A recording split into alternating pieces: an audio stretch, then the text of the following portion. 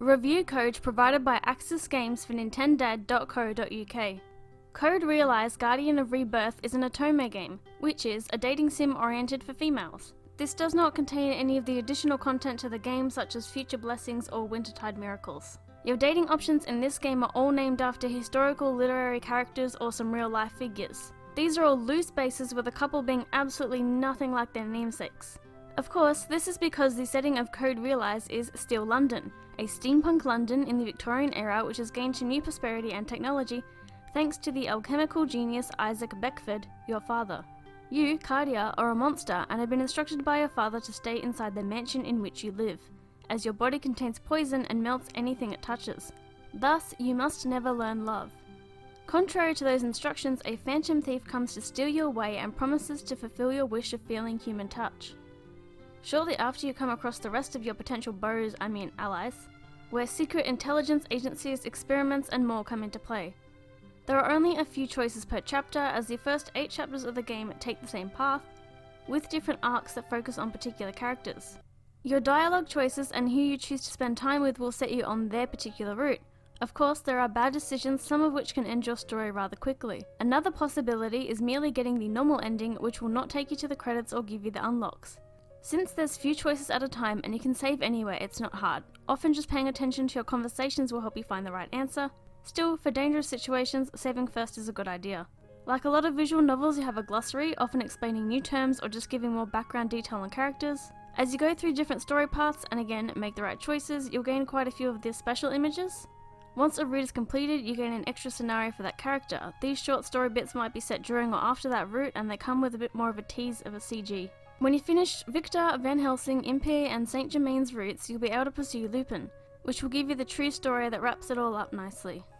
Once you have finished any one route, you can actually use the Path of Genesis option in the main menu to chapter skip to any previous runs, something I unfortunately didn't learn until I was up to Lupin's route.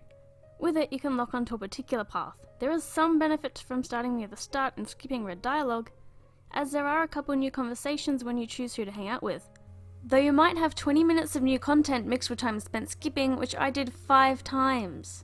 The game has a beautiful art style and most of the characters are gorgeous. As this is an older game, there's no animations on the characters. Shaking and moving images make a lot of the scene work.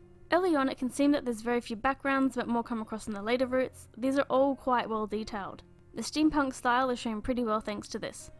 Unfortunately, there is no English voice acting, more's the shame given the setting. Still, there is full Japanese voice acting for everyone but Cardia. Sound effects are pretty good, especially the high piercing sounds that are definitely effective of giving me the same feelings the characters would have. Generally, soundtracks in a visual novel don't stand out, as you're trying to read here, but there were a couple of tracks that I actually really liked. Some of the songs used during tense scenes were more memorable than usual and really set the tone. During my playthrough, I only noticed 2 typos and had no issues with the game's performance. Whenever the game had an eye close-up cutaway, the image quality looked a touch worse than the rest of the game, but that's it. Code Realize Guardian of Rebirth is a good otome game. The early half of the game had some interesting beats with illegal airship races among them. Since the plot of the game can vary dramatically in the latter half, the start feels quite weak. The romantic aspects don't occur until partway through a chosen path. While the story didn't feel particularly impressive, they did make all the options appealing, something many dating sims struggle with. Of course, Victor and Impey are the best boys, no doubt about it. Even without animations or a huge variety of images, the gorgeous art still carried it with careful editing and sounds. The main disappointment with this game is the lack of a dub. Overall, the plot is serviceable. Of course, lots of VNs don't become literary classics. With this, the romance is the main point and there is some very sweet dialogue. It took me exactly 20 hours to beat, though it's probably less if you use the chapter skip. Code Realize Guardian of Rebirth takes historical and fictional names to a steampunk London and gives us sweet tales of a girl who was forbidden to love. I give it a 7 out of 10. Be sure to check out Nintendad.co.uk for other Switch reviews. Bye! So if she doesn't know what a hose is until Impey's extra event, and she can't touch anything without melting it, does that mean she hasn't washed the entire time? Ew!